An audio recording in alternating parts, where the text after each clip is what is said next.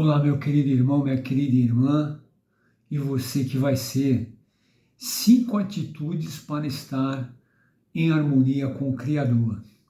Sou Vlá Esperança, seguidor de Jesus e influenciador a você das boas notícias da salvação. Desejo a você a paz do Senhor Jesus, que você tenha uma semana abençoada por Deus, juntamente com os seus. Peço que você não apenas escute, mas ouça, reflita e retenha o que é bom. Deus nos criou para um relacionamento diário com eles. Relacionamento de dependência, de adoração de quem Ele é, o grande eu sou, e de obediência total. O Antigo Testamento ele resume basicamente no seguinte: na criação de Deus, as leis de Deus, as histórias do povo de Israel, que é a menina dos olhos de Deus, do Criador, as profecias, a justiça, bondade, amor que fala da vinda do Salvador e o juízo. E a essência e resumo de todo ele é a obediência. Quando o povo obedecia ao que o profeta falava, vencia as batalhas e prosperava. Quando desobedecia, era derrotado e saqueado. Então, a obediência é tudo para Deus, o Criador, o dono da vida. Já no Novo Testamento, vivemos na época da graça, favor imerecido de Deus, aliança definitiva entre Deus e a humanidade, através do sacrifício de Jesus derramado na cruz do Calvário, a salvação, onde todo aquele que nele crê recebe o perdão de todos os pecados e é justificado pelo seu sangue, a nova aliança, até os dias de hoje. A obediência é a essência para estar em harmonia com o Criador, através de Jesus Cristo, pelo Espírito Santo, em meio às lutas diárias do dia a dia. Sendo assim, temos 5 atitudes fundamentais e preciosas para obedecer e estar em harmonia com o Criador. Vamos a elas? A primeira atitude: haja radicalmente com o pecado. Romanos 3,23 diz: porque todos pecaram e estão afastados da glória do Eterno. Vamos definir o que é pecado.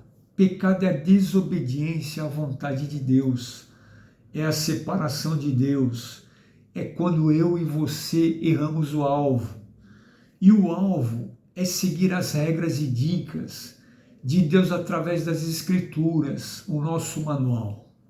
Ou seja, experimentar a boa, agradável e perfeita vontade de Deus, a dependência total dele, a cada manhã, através de Jesus, com o Espírito Santo.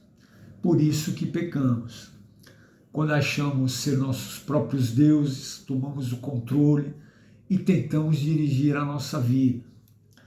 Já tive experiências de ter ouvido a voz de Deus e Ele querer falar comigo, mas por achar que já estava tudo decidido, eu ignorei. E meses depois aconteceu. Se eu tivesse parado para saber o que Ele queria falar comigo, qual a direção que Ele gostaria de me dar, talvez eu tivesse tomado uma outra atitude. Por isso que o Criador deseja dependência total. Assim vamos errar o menos possível. E isso é uma busca diária. Mas o estado de distrações, conflitos, obstinação do ego, do eu, leva a isso. E é através desses comportamentos que se dá outras tentações. E há tentações suficientes no mundo para todos nós, para todos os 8 bilhões de habitantes que existem no planeta, tem tentação para todo mundo. mas isso desagrada o Eterno, isso desagrada o Criador, o nosso Deus e Pai, que nos ama, que quer o melhor para nós. Querido irmão, querida irmã, e você que vai ser, ouça o que diz a primeira carta de João, no capítulo 2, de 15 a 17. Se você quiser, abra sua Bíblia e acompanhe comigo. Primeira carta de João, capítulo 2, de 15 a 17.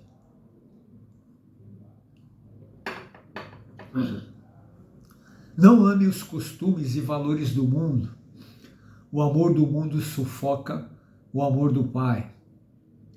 Praticamente tudo que acontece no mundo, desejo de seguir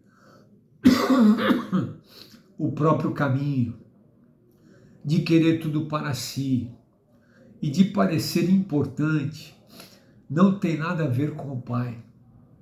Tudo isso o afasta do ser humano. O mundo e os seus desejos vão passar, mas quem faz a vontade de Deus, que está garantido na eternidade. Meu Deus. E isso nada mais é do que a guerra da carne com o Espírito.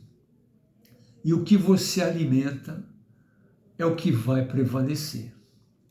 Agora, ouça e reflita com extrema atenção o que o apóstolo Paulo fala em Gálatas 5, de 13 a 25. Acompanhe na sua Bíblia e veja se não tem a ver com os dias atuais. Eu vou ler na tradução da Bíblia a Mensagem. E você que vai ouvir, ouça que interessante essa tradução. Viver no Espírito, liberdade, ou na carne, escravidão. Vamos ler. Não há dúvida que Deus chamou vocês para uma vida de liberdade, mas não usem essa liberdade como desculpa para fazer o que bem entendem, pois assim acabarão destruindo-a. Em vez disso, usem a liberdade para servir o próximo com amor. É assim que vocês serão cada vez mais livres, pois o ensino da palavra de Deus resume-se numa única frase: ame o próximo como a você mesmo. Isso que é liberdade. Se vocês vivem como cão e gato, vão acabar se destruindo. Querem perder a preciosa liberdade? Aqui vai meu conselho. Vivam nessa liberdade, motivados pelo Espírito de Deus. Só assim vencerão seus impulsos egoístas. Pois há em nós uma raiz de egoísmo que guerreia contra a liberdade do Espírito. Esta liberdade é incompatível com o egoísmo. São dois modos de vida opostos. Não dá para viver com os dois. Por que não escolhem o caminho do Espírito? Só por ele poderão fugir dos impulsos inconstantes de uma vida dominada pela lei. Todos conhecem o tipo de vida de uma pessoa que quer fazer o bem que entende. Sexo barato e frequente, mas sem nenhum amor. Vida emocional e mental detonada. Busca frenética por felicidade sem satisfação.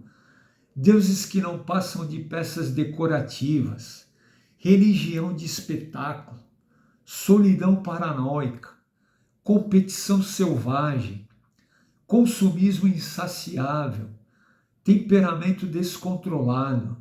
Incapacidade de amar e ser amado. Lares e vidas divididos. Coração egoísta e insatisfação constante, costume de desprezar o próximo, vendo todos como rivais, vícios incontroláveis, tristes teatros de vida em comunidade. E se fosse continuar, a lista seria enorme, diz Paulo. Essa não é a primeira vez que venho advertir vocês. Se usarem a liberdade desse modo, não herdarão o reino de Deus. Mas vamos falar da vida com Deus. O que acontece quando vivemos no caminho de Deus? Deus faz surgir dons em nós, como frutas que nascem no pomar, afeição pelos outros, uma vida cheia de exuberância, serenidade, disposição de comemorar a vida, um senso de compaixão no íntimo e a convicção de que há algo de sagrado em toda a criação e nas pessoas. Nós nos entregamos de coração a compromissos que se importam, sem precisar forçar a barra, e nos tornamos capazes de organizar e direcionar sabiamente nossas habilidades. O legalismo não produz nada disso, apenas atrapalha. Para quem pertence a Cristo, seguir o próprio caminho e deixar para depois as necessidades dos outros são atitudes que ficaram cravadas na cruz. Aleluia! Já que a vida do Espírito é o tipo de vida que escolhemos, convém lembrar que isso não é apenas uma ideia ou sentimento no coração. Suas implicações devem ser realidade em cada área da nossa vida. Isso significa que não devemos ficar fazendo comparações, como se fosse um melhor que o outro. Temos coisas mais importantes a fazer na vida. Ninguém é melhor do que ninguém. Cada pessoa tem valor singular e inestimável. Glória a Deus, você é único e especial. Isso descreve a vida em liberdade. A escolha é minha e sua, você decide em que lado você vai alimentar mais. Sendo assim, todo pecado conhecido por você deve ser nomeado, identificado e repudiado, tratado radicalmente. Se é ciúme, fofoca, inveja, seja o que for, você sabe que deve confiar na Trindade para te libertar deles. No nome de Jesus, pelo Espírito, com gemidos indescritíveis, somente através dessa atitude que você vai vencer. E a nossa sorte é saber que em meio às lutas e tentações, Jesus está conosco. Ele passou por todas elas, mas sem errar o alvo, que era obedecer e agradar a Deus o Pai. Para isso que ele veio. Passe o dia agradecendo e louvando a Deus por ele ter levado o nosso pecado na cruz, por meio do sacrifício de Jesus. Agora, ouça que interessante. E por que foi necessário o sacrifício de sangue? E o que significa a nova aliança no sangue de Jesus? O sistema antigo de Israel exigia o sacrifício pelos pecados da pessoa ou da nação. A lei exigia um cordeiro sem mancha. E aí o sacrifício oferecido apagava o pecado. Por isso que João referiu-se a Jesus assim: eis o Cordeiro de Deus que tira o pecado do mundo.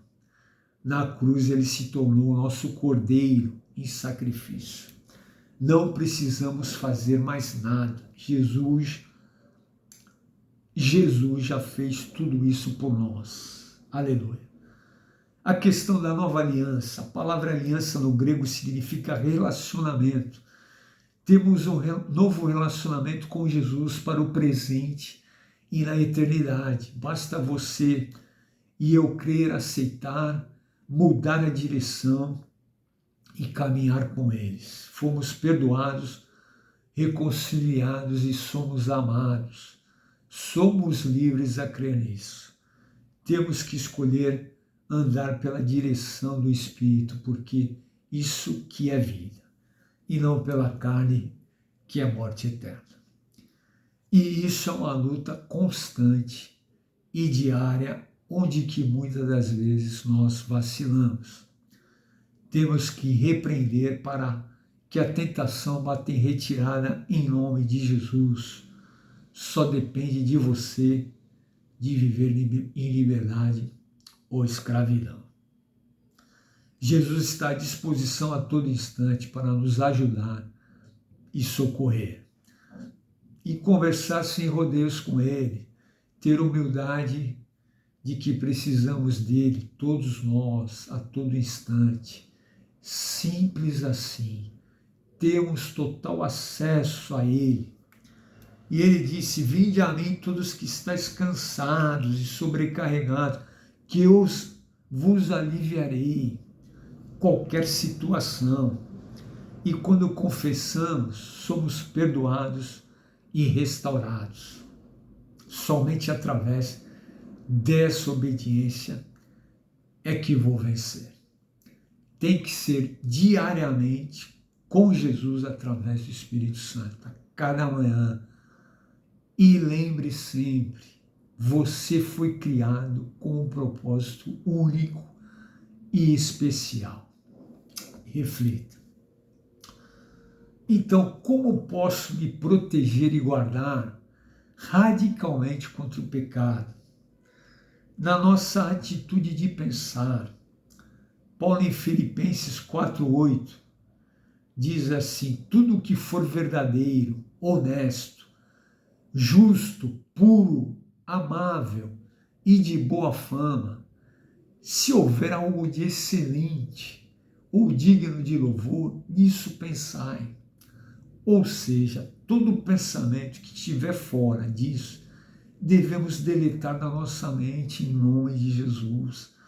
Não podemos acariciar os pensamentos fúteis que nos tira do alvo. Simplesmente deletar da nossa mente, jogar na lixeira, excluir, como no WhatsApp, com coisas fúteis que não agreguem nada. Simples assim.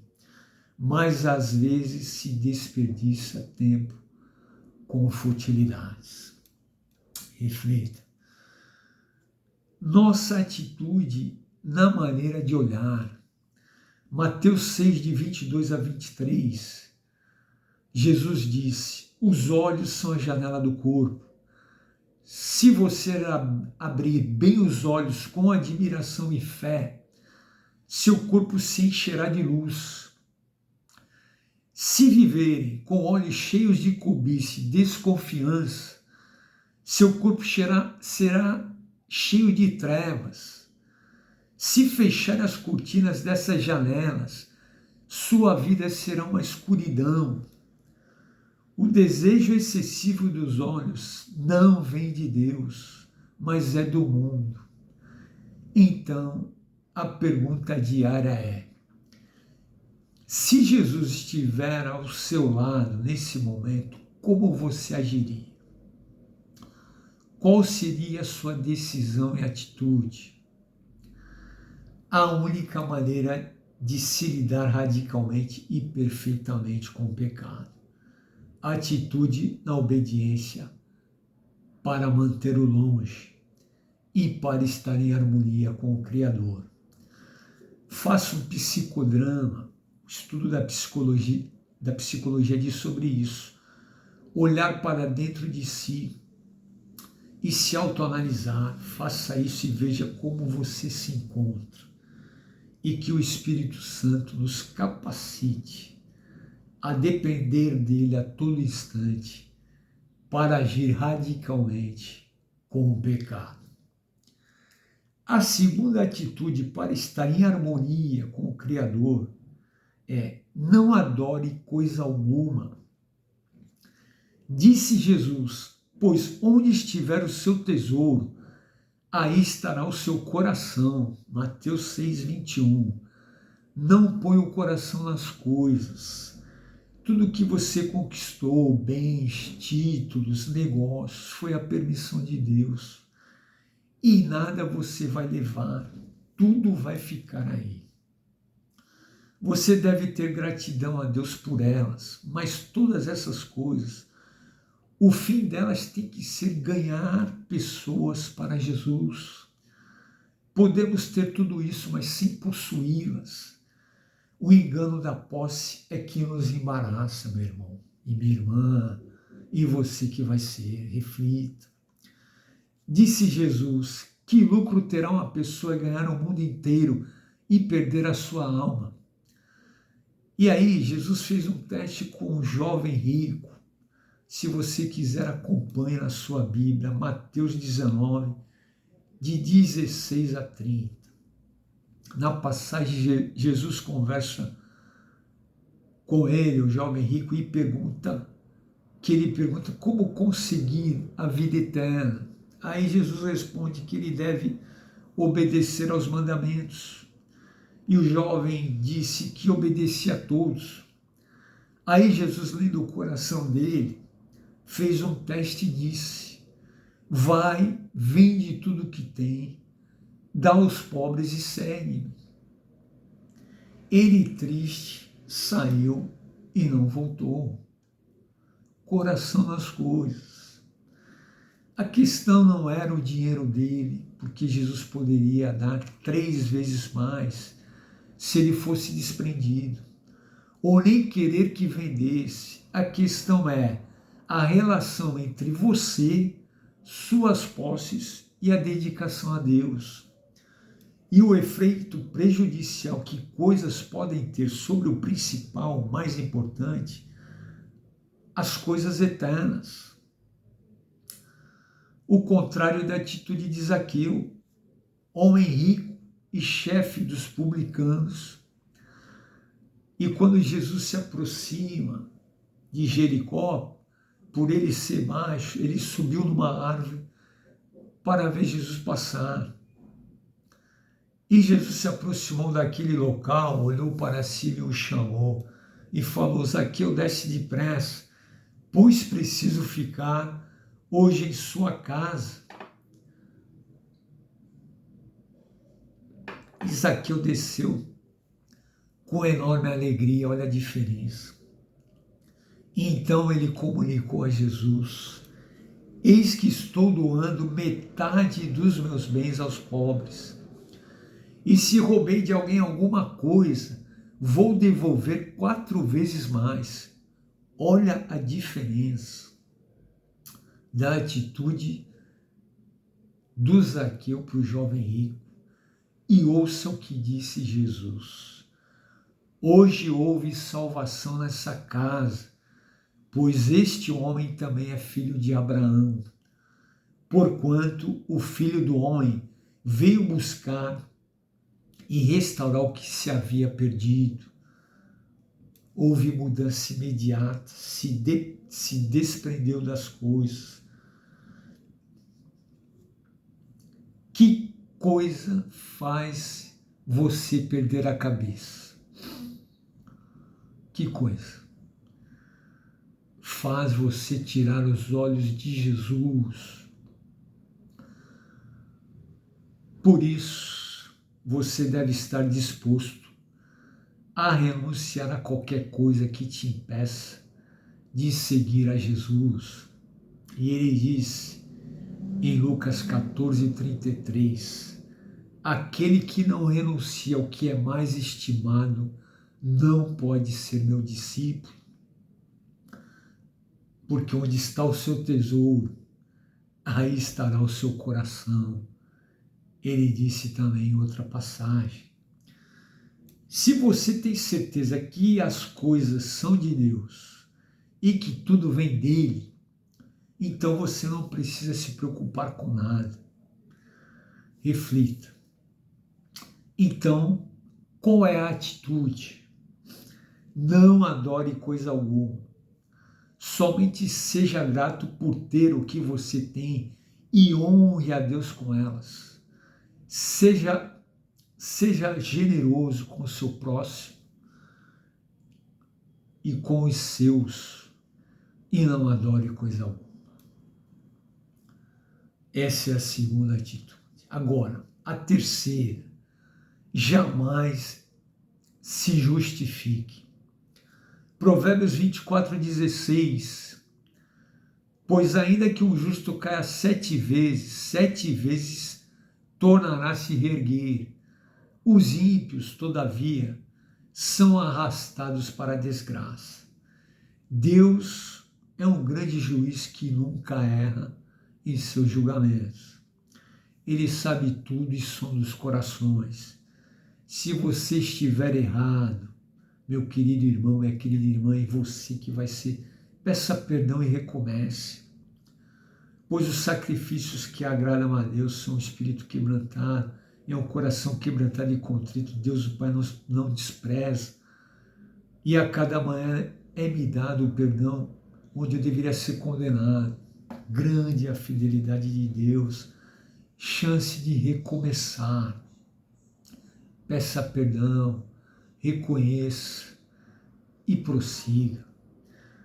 E se as pessoas querem manchar sua reputação, entregue nas mãos do autor da vida, seu advogado, que em pouco tempo as coisas mudarão. Com certeza. Simples assim. Fácil, não é? Mas essa é a perfeita solução. Deixa com o Criador. Então, jamais se justifique. Reflita. Quarta atitude para estar em harmonia com o Criador. Jamais fale algo que afete alguém. 1 Pedro 4,8 diz: o amor cobre multidão de pecados. Provérbios do rei Salomão 8,13 diz: o temor do Senhor consiste em odiar o mal, rejeitar todo orgulho, arrogância, o mau comportamento e o falar venenoso. Provérbios 11,12: o insensato calunia os outros, mas o que tem autocontrole sabe calar-se. Provérbios 21:23: quem reflete antes de falar evita muito aborrecimento. Mateus 7,2: com o critério que julgar, serem julgados. Provérbios 8:19: as 7 coisas que Deus não tolera. Presta atenção nisso, meu querido irmão, minha querida irmã, e você que vai ser. 7 coisas que Deus não tolera, e tem 3 delas que ele abomina. Quem fala mentiras, boca que é cheia de falsidades, e aqui o principal, aquele que difama e provoca brigas e discórdias entre irmãos. Deus não tolera. Reflita bastante sobre isso. O segredo está em usar a nossa boca para agradecer, adorar e louvar ao Eterno, nosso Pai, motivar o próximo, incentivar, abençoar e, quando for necessário, corrigir em amor, algo construtivo ao nosso próximo. Fora isso, ficar calado, porque o insensato calado é considerado sábio. Temos que ser inspiração ao nosso próximo. Então, jamais fale algo que afete alguém. Quinta atitude: jamais aceite qualquer fama. Ouça que interessante, galera. As pessoas achavam que João Batista, pelo fato de estar batizando, era o Cristo que estava para vir. E aí ele diz que não, mas sou aquele que foi enviado adiante dele, e que não sou digno nem de desatar as suas sandálias. E assim ele falou: é necessário que ele cresça e eu diminua. Olha, João 3,30. E olha a atitude de Jesus em João 6,15. O povo compreendeu que Deus estava agindo no meio deles. O que Jesus havia acabado de fazer era a prova, milagres. E disseram: este com certeza é o profeta. O profeta de Deus está na Galileia. Aí Jesus percebeu que no entusiasmo deles já cogitavam a ideia de fazê-lo rei. Aí o que Jesus faz? Afastou-se dali e voltou para a montanha para ficar sozinho.